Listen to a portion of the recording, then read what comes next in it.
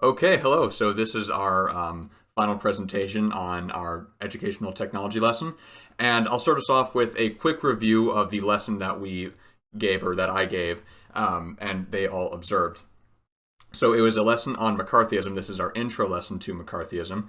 We started off with a video on the Salem witch trials to engage them and obviously point out a lot of the similarities between the two events in history.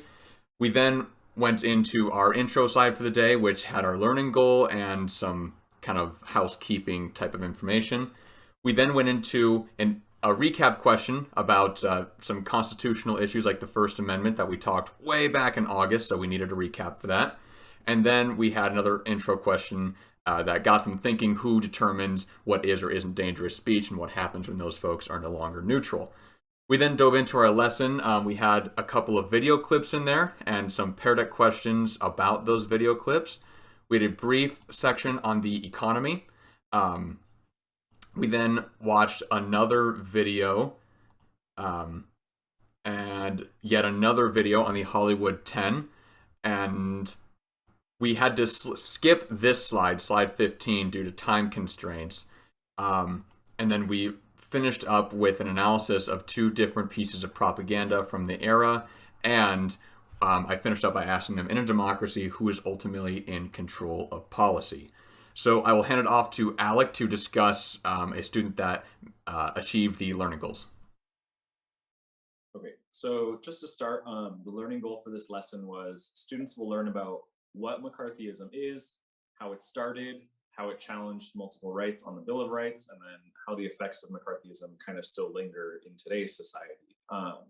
And so the example we chose to look at for something that meets the lesson goal was by a student named Neil. Um, and Devin said that Neil's usually someone who doesn't talk much, who will share if it's relevant to the lesson, but typically is just pretty quiet. And so that's the nice thing about Pear Deck, is that it lets students like this get more involved than they usually would have. And I know from my experiences with my own students where they're just kind of sitting quietly in the corner, but you give them a text box on their iPad or something and you'll get an essay out of them. So for Neil said something like, the freedom of speech is only protected when it doesn't hurt others. For example, you can't say there's a fire in a public crowd because it may cause panic or injure people. And so he's discussing those rights. And then throughout this, you're seeing his thought process as he goes through. He's looking at the rights, he's looking at how McCarthyism affects that, and then he really just meets the goal right on the head. And then we'll move on to Ryan. Yeah, so I'm going to be talking about a student who surprised us. And again, our lesson is really centered off of our Pear Deck questions, those questions that we give to our students and how they respond. Namely, a student who really surprised us, or at least me, looking at all the responses, was Sophia. Devin told us that Sophia is a little quiet, doesn't really respond, but she's very detailed in her answers and has a strong opinion on the answers as well.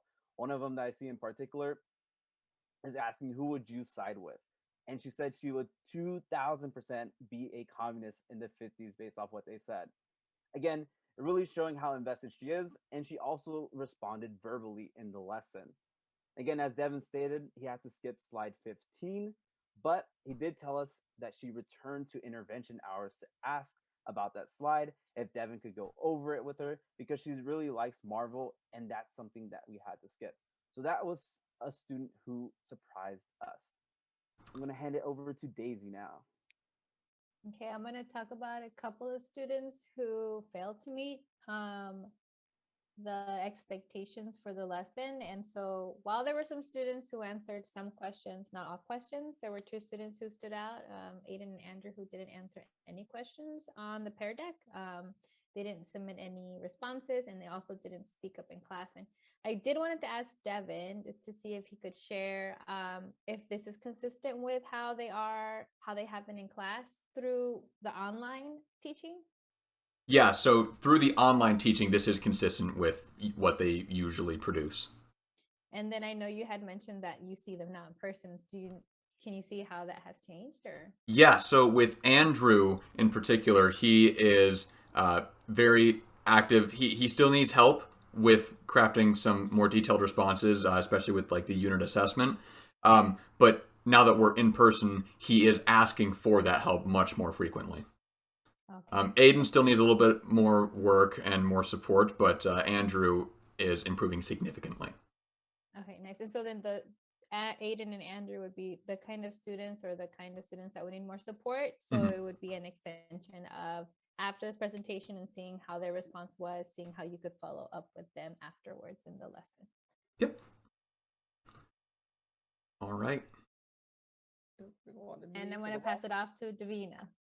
Yep, that's me.